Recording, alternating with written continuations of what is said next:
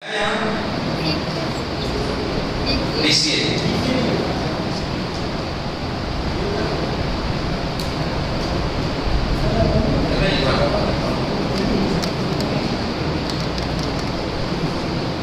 ठीक है।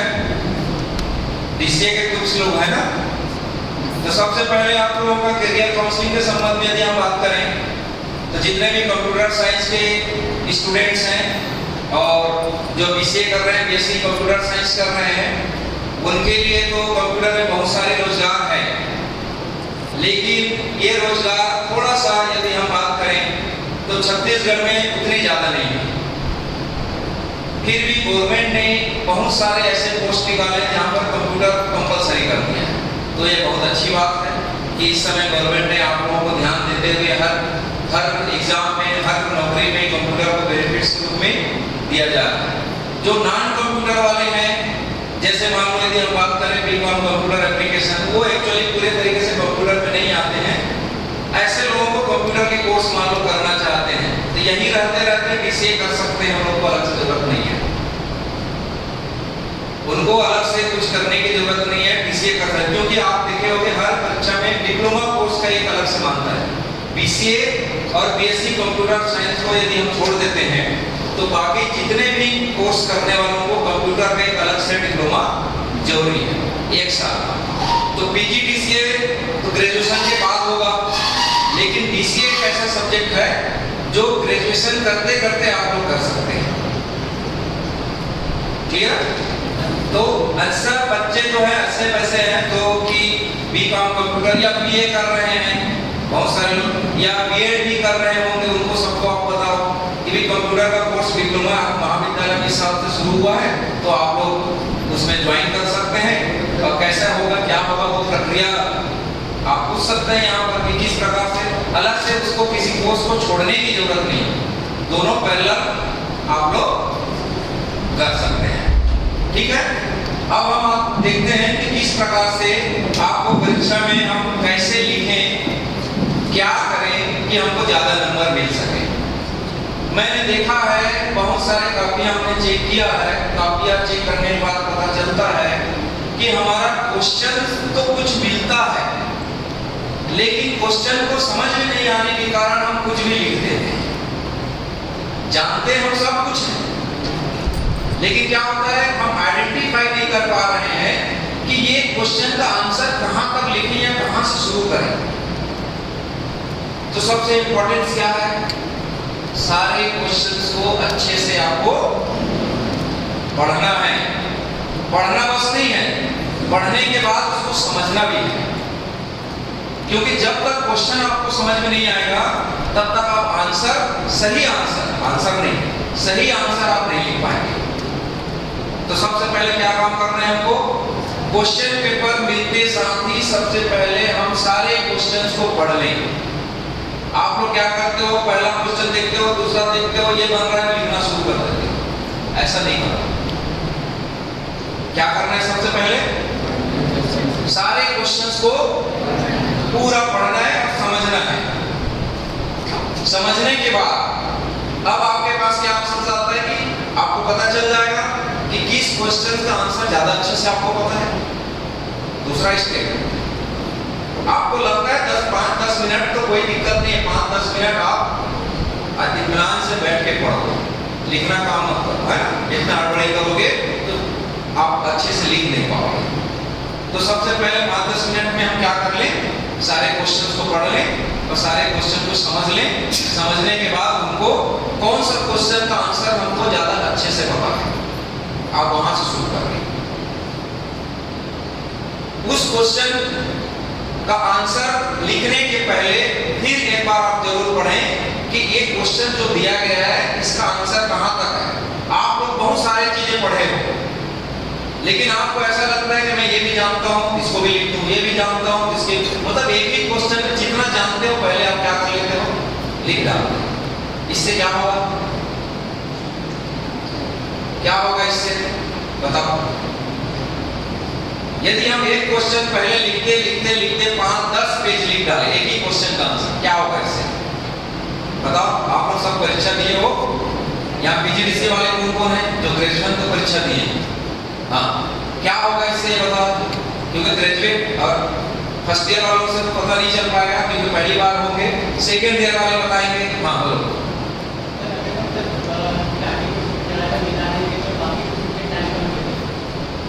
हाँ, एक और दूसरा प्रॉब्लम, दूसरा ठीक है बेटा, समय आपने ज्यादा ले लिया। दूसरा जो मेन इंपॉर्टेंट है,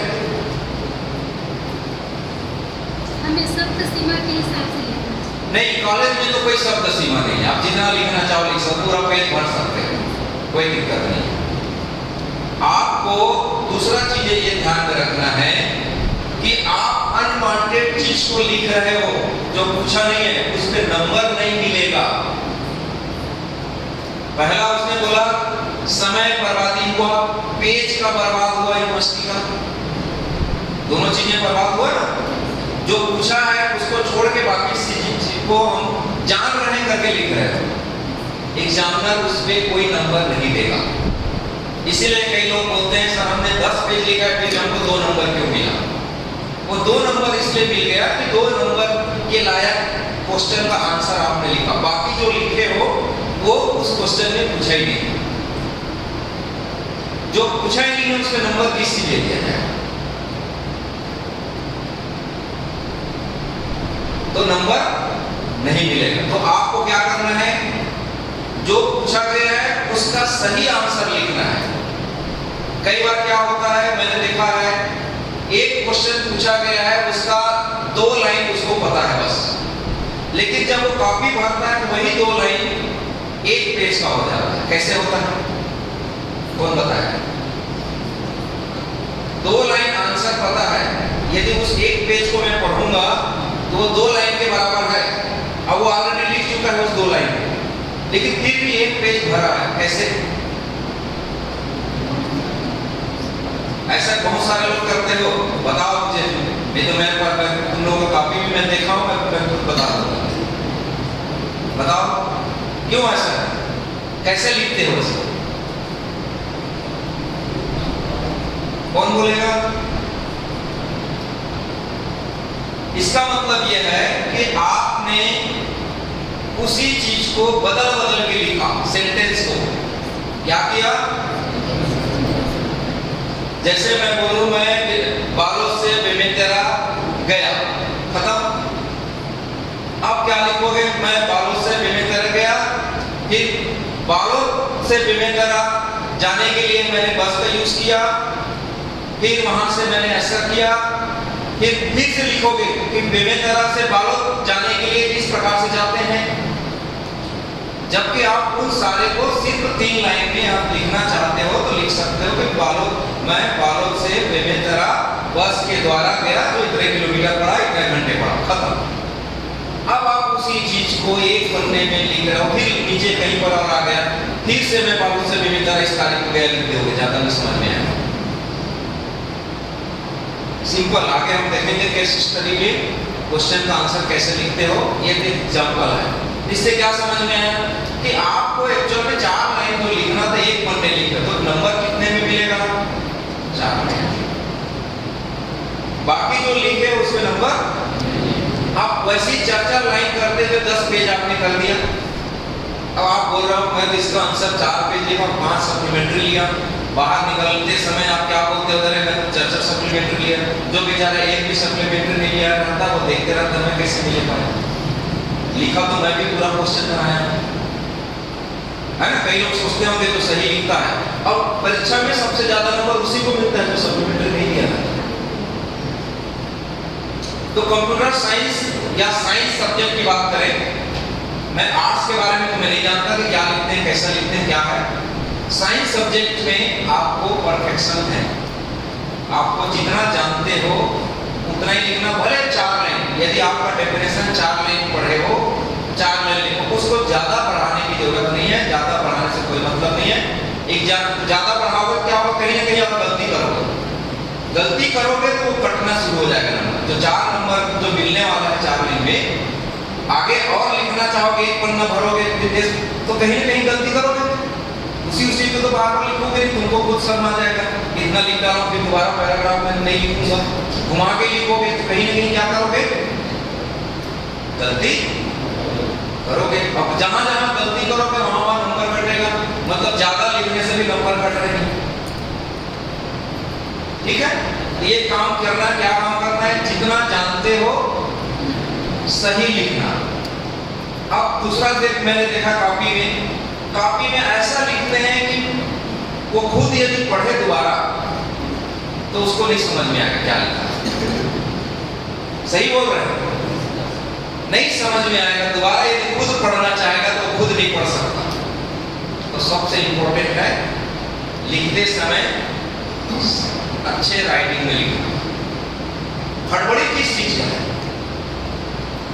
साइंस वाले हो, एक भी क्वेश्चन में गलत सिंबल प्लस और माइनस या 1 या 2 नहीं समझ में आया तो नंबर कट जाएगा। जैसे सी में प्रोग्राम बनाते हैं या प्रोग्रामिंग लैंग्वेज में करते हैं, हड़बड़ी में लिखोगे, कहीं इसको छोड़ दोगे, कहीं इधर छोड़ दोगे, कहीं कुछ कर दोगे, नंबर नहीं मिलेगा, कट जाएगा नंबर। 4 लाइन लिखना है, उसमें भी हड़बड़ी करोगे मान लो तो फिर नंबर कहां से मिलेगा? इसीलिए मैं बोला आर्ट्स वालों को मैं नहीं जानता कैसे लिखते हैं। साइंस में आपको परफेक्ट लिखना है, चाहे बीएससी कर रहे हो, चाहे बीसीए कर रहे हो, जितने भी साइंस सब्जेक्ट है वहां पर आपको परफेक्शन चाहिए। इसमें लिखने में आपका हैंड राइटिंग एग्जामिनर को समझ में आनी चाहिए। यदि एग्जामिनर नहीं समझ पाएगा जो लिखे हो तो नंबर कैसे देगा? दूसरा, यूनिवर्सिटी का पेपर बहुत बर्बाद करते हो, इधर 4 मोड़ देते हो, इधर 4 मोड़ देते हो, उसके बाद 2-2 लाइन में एक अक्षर लिख दो, 2 वर्ड आता है 1 लाइन में। कितने लोग करते हैं ऐसा? बहुत सारे लोग। मतलब आप कॉपी में लिखते हो घर में, वैसा लिखने में क्या प्रॉब्लम है, क्या तकलीफ होता है? कि किसी ने गुरु मंत्र दिया है कि आपको इतना बड़ा बड़ा लिखोगे या 1 लाइन में 4 शब्द ही आना चाहिए, ऐसा लिखना है, ऐसा किसी ने बताया है? मैक्सिमम लोगों का कॉपी ऐसा लिखता है, मैक्सिमम। बहुत कम लोग हैं जो सही तरीके, दोनों तरफ मार्जिन, वो भी इतना बड़ा मार्जिन छोड़ते हैं कि जिसमें आधा पेज खत्म हो जाता है। तो पेज बड़ा दिया है, इसका दुरुपयोग नहीं करो, है ना? प्रॉपर मार्जिन किस लिए छोड़ा जाता है बताओ? अब मार्जिन क्यों छोड़ते हैं लिखते समय? कौन बताएगा? सबने परीक्षा दिए हो ना, सब ऐसा मोड़े हो, इधर मोड़े हो कि नहीं मोड़े? क्यों मोड़े? मैं जानना चाहूंगा क्योंकि आप लोगों से पहली बार मुलाकात हो रही है ना, तो आप लोग बताओ मुझे कि ऐसा क्यों छोड़ोगे, क्या रीजन है इसका? तब तो फिर मैं बताऊंगा आगे। बताओ।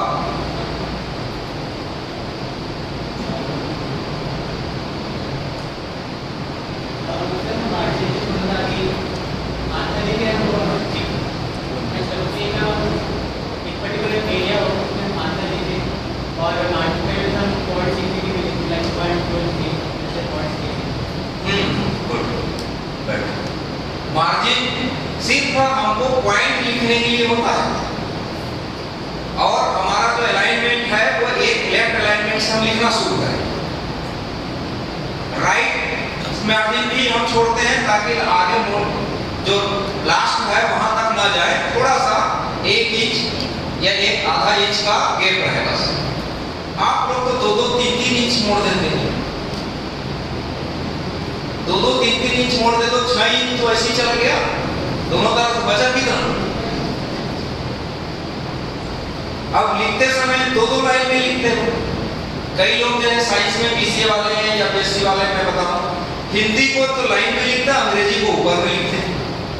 पढ़ने वाला ये समझ में नहीं आता कि इस लाइन का है कि उस लाइन का है। कई बार हिंदी और अंग्रेजी यूज करते हो ना दोनों एक साथ एक ही पेपर में, कैसा लिखते हो? हिंदी लिखते समय लाइन जो दी है उसमें लिख दिए, अंग्रेजी उसी लाइन के ऊपर लिख देते हो। अब ये नहीं समझ में आता है कि वो ऊपर का है कि नीचे का है। खुद को नहीं समझ में आएगा तो हम क्या समझ पाएंगे? तो मेंटेन करो उसको। हिंदी लिखते हो, अंग्रेजी लिखते हो तो वो लाइन मेंटेन रहे कि अंग्रेजी और हिंदी यदि मैं पढ़ूं तो उसी लाइन में मैं पढ़ पाऊं, आगे ऊपर नीचे नहीं करना। आपको लाइन छोड़ना है, पैराग्राफ यदि चेंज कर दो भले एक लाइन छोड़ दो, चलो ठीक है, कोई दिक्कत नहीं, लेकिन हर लाइन को लिखने के बाद एक लाइन नहीं छोड़ना है। जो लाइन का बीच का स्पेसिंग वो बहुत रहता है, आप कॉपी में लिखते हो उतना स्पेस रहता है, कॉपी में आराम से लिखते हो, एक वर्ड से दो वर्ड में गैप देने के लिए उतना ही गैप तो नॉर्मल चीज में पड़ता नहीं। तो कई लोग क्या करते हैं, इतना बड़ा गैप दे देते हैं, 1 इंच का उसमें भी गैप दे देते हैं। मैं बाजार जा रहा हूँ, मैं बाजार जा, एक खत्म एक लाइन, रहा हूँ फिर एक लाइन छोड़ के नीचे, मतलब 3 शब्द में 4 लाइन खत्म, जबकि वो आधा लाइन का है यदि सही तरीके से लिखोगे। तो आप इस तरीके से लिखोगे, अच्छा भी दिखेगा, जांचने वालों को समझ में भी आएगा, है ना? जैसे आप कॉपी में घर में लिखते हो ना, नोट्स बनाते हो लिखते हो, वैसा ही आप कॉपी कहाँ लिखो, एग्जाम। ये दूसरा चीजें समझ में आ गई क्या, कि हमको लिखते समय अच्छे से लिखना है और ऐसा लिखना है कि हमको समझ में आ जाए। अब समझ में आएगा कि नहीं आएगा तुमको, क्योंकि तुम एक बार लिखने के बाद दोबारा पढ़ते भी नहीं हो। इसमें कितने लोग हो जो एक बार लिखा होगा उस क्वेश्चन का आंसर को दोबारा पढ़ा होगा? जो दोबारा पढ़ा होगा उसको जरूर नंबर मिला होगा ज्यादा, न दूसरे लोगों से ज्यादा नंबर मिला ही होगा, ये श्योर है। क्यों? क्योंकि उसने समझ लिया, उसने पढ़ा है मतलब वो समझा है। जो नहीं पढ़ा है उसको खुद विश्वास नहीं कि क्या लिखा है, होता है ना। एक बार हम लिखने के बाद फिर दोबारा पढ़े ये गलत लिखा तो फिर काटोगे इसको, फिर सुधारो, कितना उससे अच्छा करो, रहा दो, जांचने वाला पढ़े वही जाने। ये दूसरा बहुत ही इंपॉर्टेंट है कि हमको सही अक्षर में और सही लाइन पे और स्पष्ट लिखना। कैसे लिखना है? स्पष्ट लिखना। तीसरा जो मेन इंपॉर्टेंट है आपका लिखते समय, जो बहुत चीजों की जरूरत पड़ता है, जो हमने बताया है कि स्पष्ट लिखने के बाद आपको जितना दिया गया है, जितना जान रहे हो उतना नहीं लिखना है। आपके जानने से मतलब नहीं है, जितना क्वेश्चन में पूछा गया है उतना लिखना है। क्लियर? तो इस तरीके से आपको फॉर्मेशन आपको करना है क्वेश्चन का।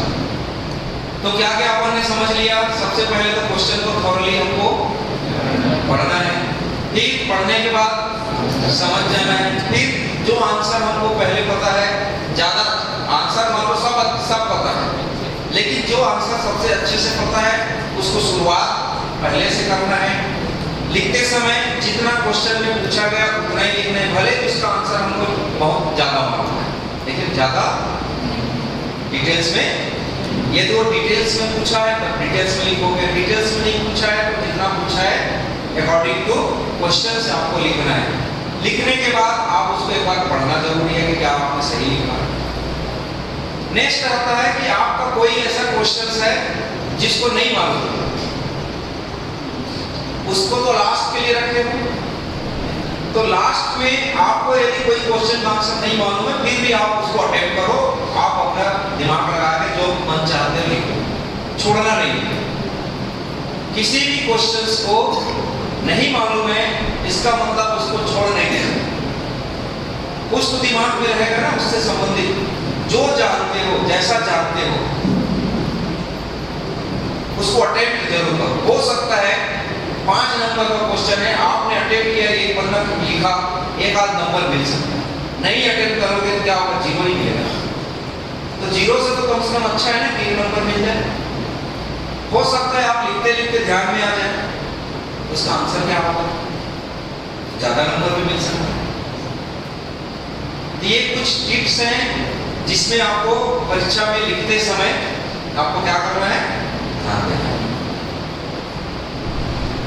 अच्छा, इसमें मैं पूछना चाहूंगा, ऐसा कौन स्टूडेंट है जिसने बहुत सारा लिखा है लेकिन उसको कम नंबर मिला? चलो बताएं कुछ। मतलब जितना लिखे हो उसके अकॉर्डिंग आपको नंबर नहीं मिला, तब तो फिर मैं जानूंगा कि आपने क्या लिखा, क्या क्वेश्चन था, क्या लिखना चाहिए था, तभी आपको समझ में आएगा। बताओ, पीछे साइड से बोलो।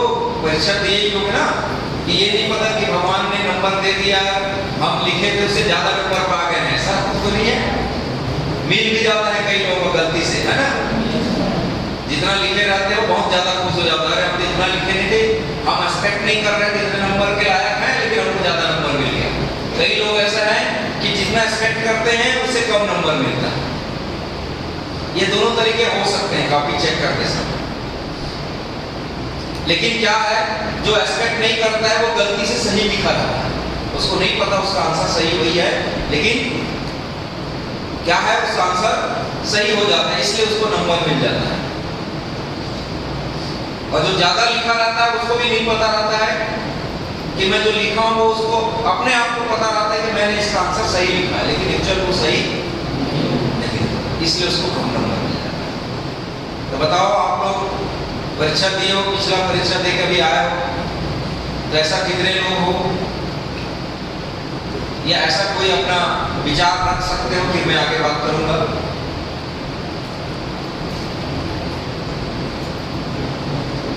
बोलो बोलो, क्या तुम लोग नहीं दिए हो क्या परीक्षा? हाँ बताओ, खड़े हो तुम नहीं अपने से खड़े होगे तो मैं खुद खड़ा कर रहा हूँ। हाँ बताओ। हाँ, तुमको कैसे पता चला कि इतना ही नंबर में लिखा था, इतना ही मिला? कौन से सब्जेक्ट के थे? बीसीए। अच्छा, बीसीए कौन सी ईयर? फर्स्ट ईयर के एग्जाम दिए। सारे पेपर में जितना लिखे उतने नंबर मिला, कि कोई ऐसा पेपर था बीसीए में जिसमें ज्यादा लिखे थे लेकिन नंबर नहीं आ पाया? थोड़ा कम आया, जितना लिखे थे उतना नहीं मिला। ठीक है, मैं फिर पूछूंगा, क्वेश्चन पूछूंगा, फिर उसको लेके उस क्वेश्चन का आंसर क्या होना चाहिए था, क्या लिखे हो उसको देखेंगे। इधर तुम लोग, इधर कोई बीसीए वाले कौन है? पूरे आईटी कोई फर्स्ट ईयर के हैं, और इसमें पीजीडीसी वाले कोई नहीं है सर? गर्ल्स में तुम हो? अच्छा, ग्रेजुएशन कौन सब्जेक्ट में हो? बीएससी किसमें? अच्छा, बायोलॉजी। तो बीएससी में तुमने जो परीक्षा दिए थे उसमें उतना ही नंबर मिला जितना तुमको लिखे थे? जितना लिखे थे, मतलब 50 नंबर का क्वेश्चन था, तो 50 नंबर में कितना क्वेश्चन अटेम्प्ट किए थे? तो 50 में 50 मिलना चाहिए।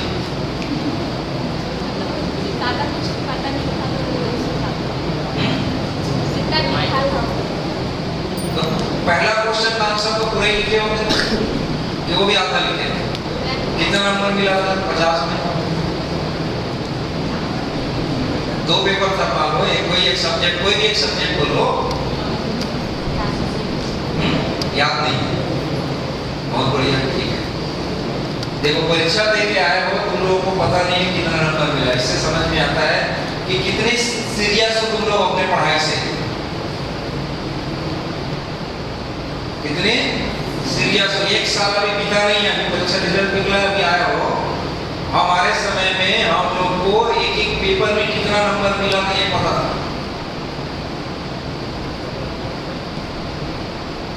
और अभी भी पूछोगे तो हम सारे परीक्षा जितना दिए परसेंटेज जरूर बता देंगे, इतना परसेंट पाए। भले नंबर नहीं बता पाएंगे लेकिन परसेंट जरूर भेज। किसी को 10th का पूछूंगा तुम ये सब बता दो कितना नंबर पाए। हाँ, तुम लोग तो बताओगे, ज्यादा दिन नहीं हुआ, 5वीं को बताओ, 5th क्लास। सबको याद है? 6 का नहीं होगा लेकिन ना। अच्छा, सारे याद है, तो ये नंबर कैसे नहीं पता था? अभी परीक्षा दिया उसका, तुमको पता है ना, बाकी लोगों को नहीं पता है।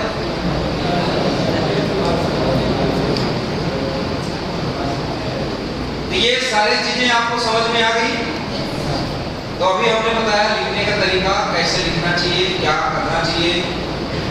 कंप्यूटर के जो पढ़ने वाले हैं उसको हम केस स्टडी ग्रुप में भी देखते हैं कि क्वेश्चंस क्या पूछा गया है। पिछले बार रिजल्ट बहुत ज़्यादा खराब था पीजीडीसी का, खासकर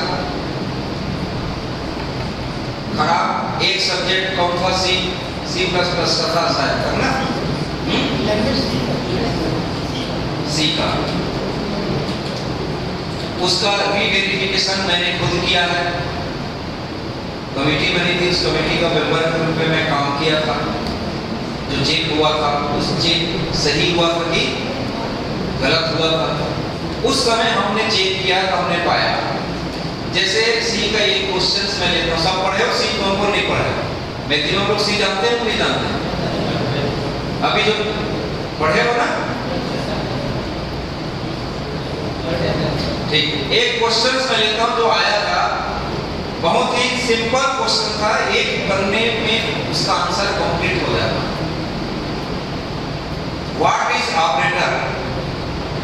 क्वेश्चन ध्यान से सुनो, क्वेश्चन नहीं सेट किया, बता दो। समझ गए? उस पीजीडीसी का पेपर मेरा बनाया गया। What is operator? Explain logical operator in details. Explain logical operator in details. बताओ, पढ़े हो ना? बहुत सिंपल क्वेश्चन है। क्या होना चाहिए आंसर?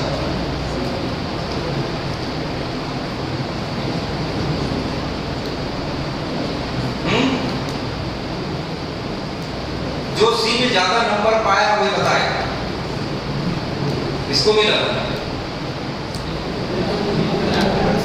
आंसर। आंसर में आपको यह बताना कि क्या क्या लिखना चाहिए। आंसर पूरा बताने की जरूरत नहीं है, क्या होना चाहिए उसके आंसर।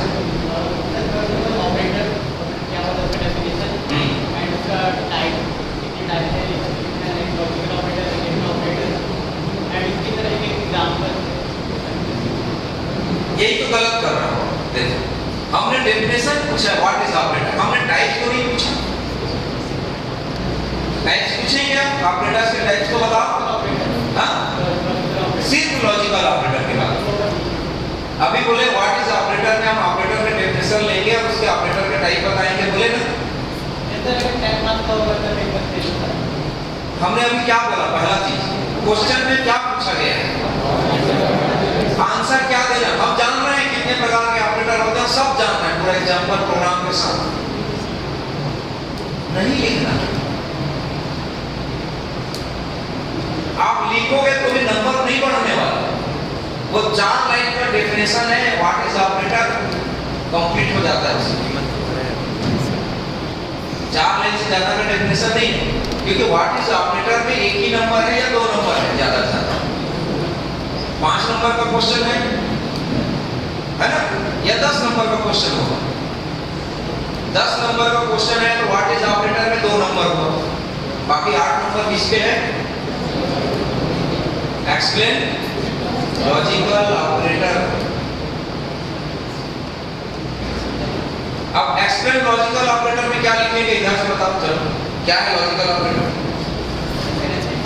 हाँ, बैठ इधर। और बाकी जो जान रहे हैं वही क्वेश्चन मैं पूछूंगा, या तुम खुद क्वेश्चन करोगे, उसमें क्या लिखना है वो मैं बताऊंगा।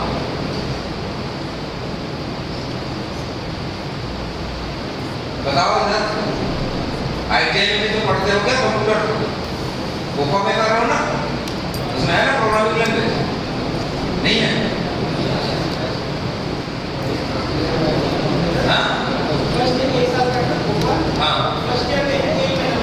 एक महीने में कुछ तो पढ़े होंगे, क्या पढ़े होंगे?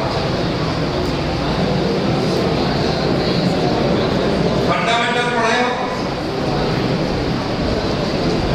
कंप्यूटर, जो कोपा में फंडामेंटल क्या पढ़े हो? एक महीने में, एक आधी में, आधा में, एक टॉपिक, एक चैप्टर। जोर से बोलो। सर जो पढ़ाए हैं ना वही पूछ रहा हूँ मैं, वो सर्वर के बारे में सीधा सर्वर पहुंचे तुम लोग। हाँ बताओ बताओ बताओ। हेलो इनपुट सीपीयू और आर के बारे में पढ़ें। हाँ, कंप्यूटर फंडामेंटल में इनपुट डिवाइस आउटपुट डिवाइस तो पढ़ लिए ना। Yes sir. चलो मैं यदि बोलता हूँ तुमको एक इनपुट डिवाइस में डिवाइस का कुछ पढ़े हो, कीबोर्ड पढ़े हो? यस। हाँ, मान लो मैं तुमको क्वेश्चन बोलता हूँ कीबोर्ड के बारे में 60 नोट लिखो, क्या लिखो? कीबोर्ड के बारे में 60 नोट तो हम क्या लिखेंगे बताओ? जो पढ़े हो वही मतलब क्या क्या हो सकता है? क्या पढ़ाए मैं नहीं जानता, लेकिन जितना जो भी पढ़ाए होंगे उनमें से तुम बताओ। कीबोर्ड पढ़े हो ना, कीबोर्ड देखे भी होंगे। अब मैं बोल रहा हूँ उसी के बारे में लिखो, क्या क्या लिखना चाहिए? कीबोर्ड एक इनपुट डिवाइस है सर। हाँ, इसके हम कंप्यूटर में दे सकते हैं। कंप्यूटर में चलो ठीक है, ये हो गया। और बस और आगे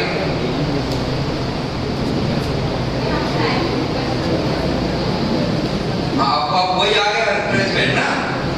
इनपुट डिवाइस है, डेटा इनपुट कर सकते हैं, टाइप करके क्या करते हैं?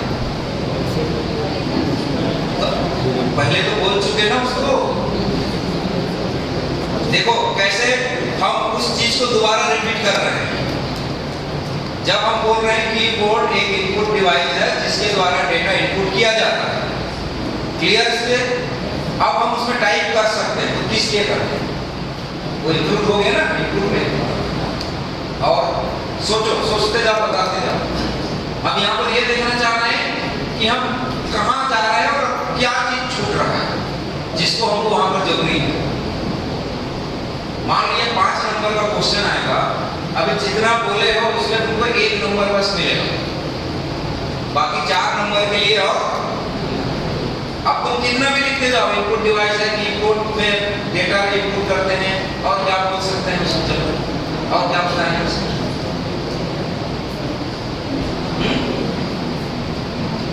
माउस के बारे में चलो ठीक है बैठो, माउस दे दो।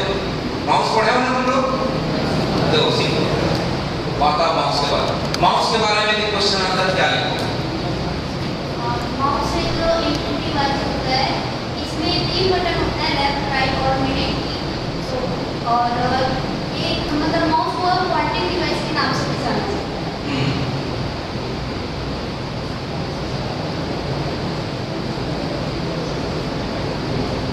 ठीक है, और क्या बाकी लोग भी सोच के बताओ, आगे जानते हैं उसके बारे में।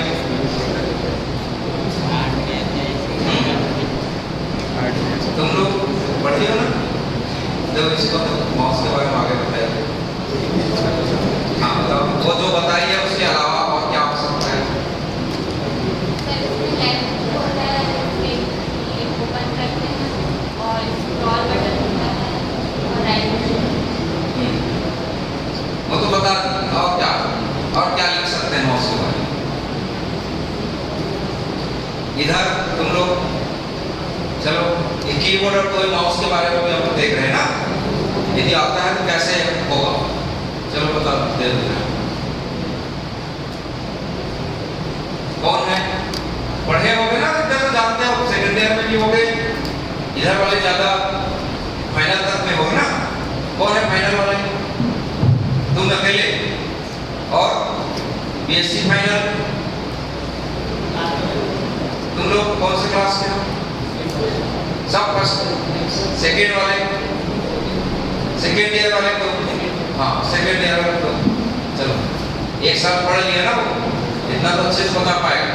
परीक्षा भी देके आ गया, पास भी हो गया। चलो माउस के बारे में पहले बताओ। माउस एक डिवाइस है, इसका यूज इंस्ट्रक्शन देने के लिए करते हैं। माउस में 3 बटन होते हैं, लेफ्ट राइट और कर्सर।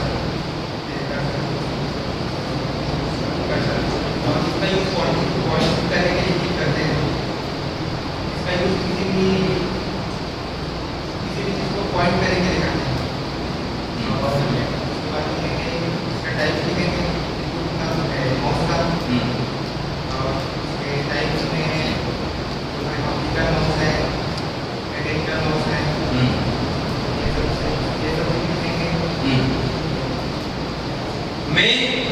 कीबोर्ड के बारे में कौन बताएगा? और तुम्हारे साथी कौन है?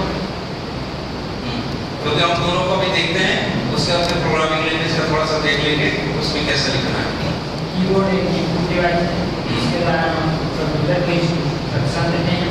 इसमें बहुत से कीज होते हैं जैसे कि न्यूमेरिकल और फंक्शन की, जिसके थ्रू हम किसी भी स्पेसिफिक कार्य को इजीली इम्प्लीमेंट कर सकते हैं और इससे हमारी समय की बचत होती है। थोड़ा सा आगे बढ़े हो इससे, ठीक है, थोड़ा सा आगे बढ़े। देखो अब मान लो कीबोर्ड के बारे में आता है कि हमको कीबोर्ड के बारे में हमको बताना है, तो सबसे पहले कीबोर्ड का फंक्शन बताओगे।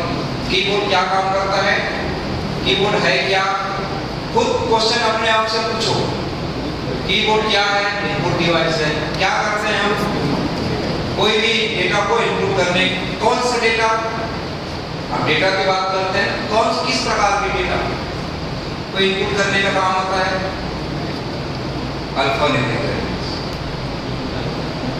अल्फान्यूमेरिक, हाँ, अल्फान्यूमेरिक बोलने से दोनों आगे, अल्फाबेट और नंबर लिखने से बदले हम क्या बोल देते हैं उसको?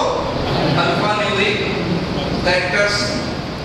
उसको इनपुट करने के लिए हम यूज करते हैं इनपुट डिवाइस। फिर उसके बाद आता है इनपुट डिवाइस का स्ट्रक्चर आप बनाना कीबोर्ड का। कीबोर्ड का स्ट्रक्चर बनाने के बाद उसको अलग अलग कैटेगरी में डिवाइड करो। ये फंक्शन की है, ये अल्फान्यूमेरिक की है, ये न्यूमेरिक की है, ये स्पेशल की है, ये कर्सर मूवमेंट की है। उन कीज के बारे में लिखो कि क्या काम करते हैं इस की में।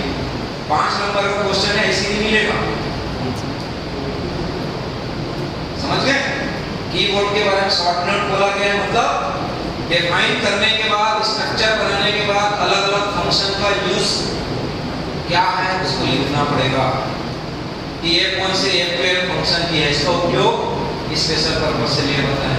ए से लेके जेड तक, 0 से लेके 1 तक अल्फान्यूमेरिक कैरेक्टर है।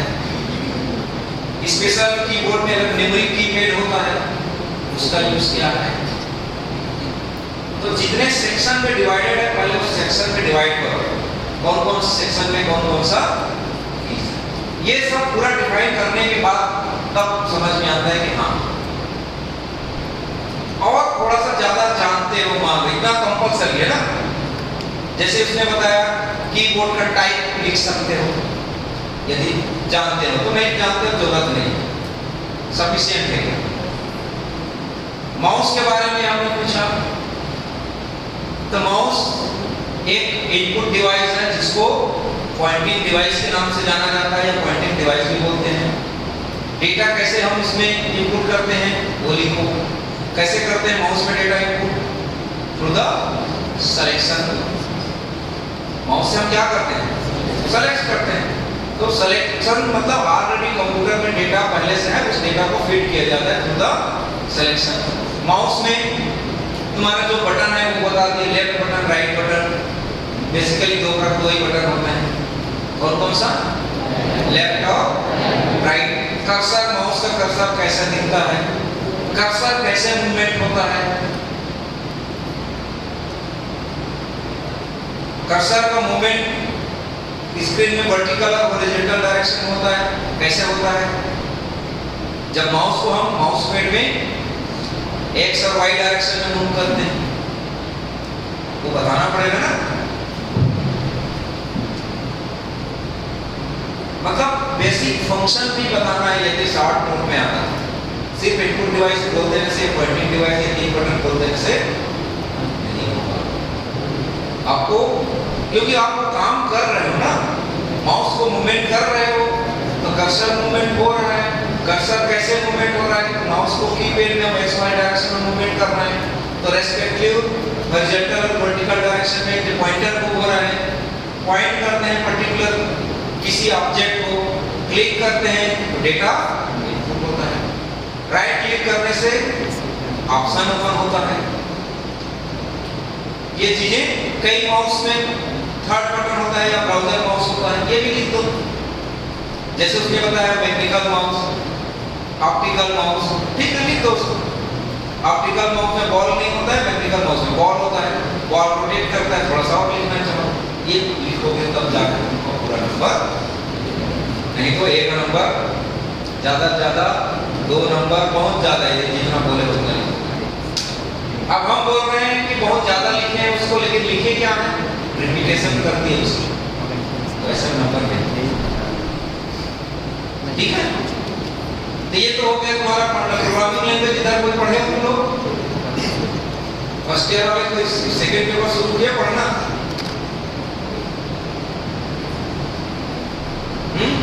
क्या पढ़े हो?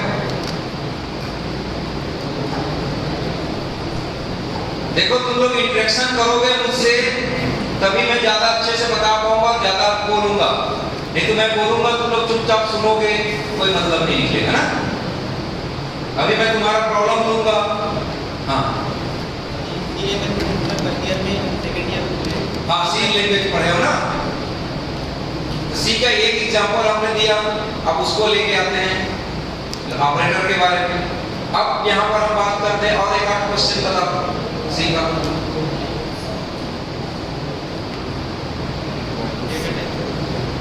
हाँ, डेटा टाइप्स। चलो ठीक है, मान लो क्वेश्चन आता है what is data type, explain different types of data in C. Question समझ में आ रहा है? What is data type, explain different types of data in C. तो व्हाट इज डेटा टाइप मतलब दो भाग में डिवाइड हो गया।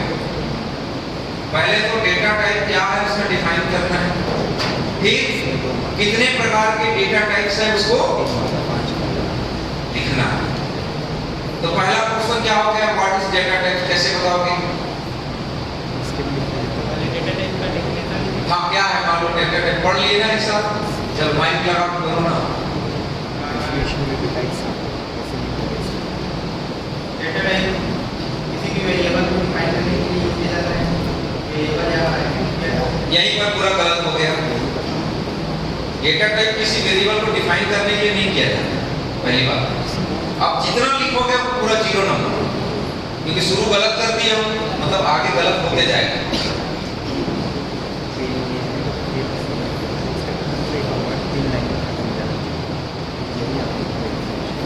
चलो टाइप्स बता दो।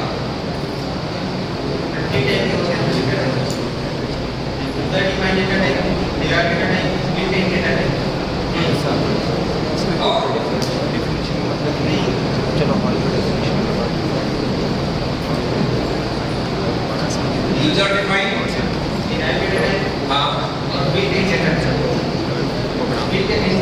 अच्छा, प्री क्या बोलते हैं?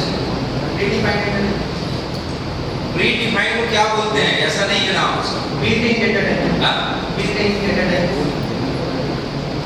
प्राइमरी डेटा टाइप बोलते हैं उसको, primary, derived and user defined. Primary को दोबारा प्रिमिटिव भी बोल देते हैं कई जगह, प्री डिफाइंड नहीं बोलते उसको, प्राइमरी डेटा टाइप। अच्छा, प्राइमरी डेटा टाइप में कौन कौन सा है? मेन उसको डिफाइन करना है एक्चुअली। अच्छा, अब मान लो मैं कैरेक्टर को डिफाइन करना चाहते हैं, क्या लिखना है इसमें? CHAR के बारे में क्या लिखेंगे? देखो बहुत सिंपल चीजें पूछ रहा हूँ ना, एकदम कठिन नहीं है। CHAR के बारे में लिखना है, क्या लिखेंगे? कैरेक्टर, वही कैरेक्टर टाइप के बारे में लिखोगे ना, वाकई क्या लिखोगे? हाँ हाँ, हाँ वो तो उसी टाइप में आ गया ना। चलो ठीक है, इसका यूज किसी भी कैरेक्टर या अल्फाबेट को डिफाइन करने के लिए, अल्फाबेट को डिफाइन करने के लिए, अल्फाबेट को डिफाइन नहीं करते हैं। अल्फाबेट तो ऑलरेडी कैरेक्टर भी है ना, उसको कैरेक्टर को और क्या डिफाइन करो? चलो ठीक है बेटा, तुम कम से कम बोलते रहे, बाकी लोग क्यों नहीं बोलते? देखो यहाँ पर अभी हमने 2 क्वेश्चंस की बात की है, डेटा टाइप्स। डेटा टाइप्स हमने नहीं बता पाए डेफिनेशन, क्योंकि आप बुक में जाओगे तो डेटा टाइप को कोई पर्टिकुलर डेफिनेशन नहीं मिलेगी। और आप लोग का एक आदत है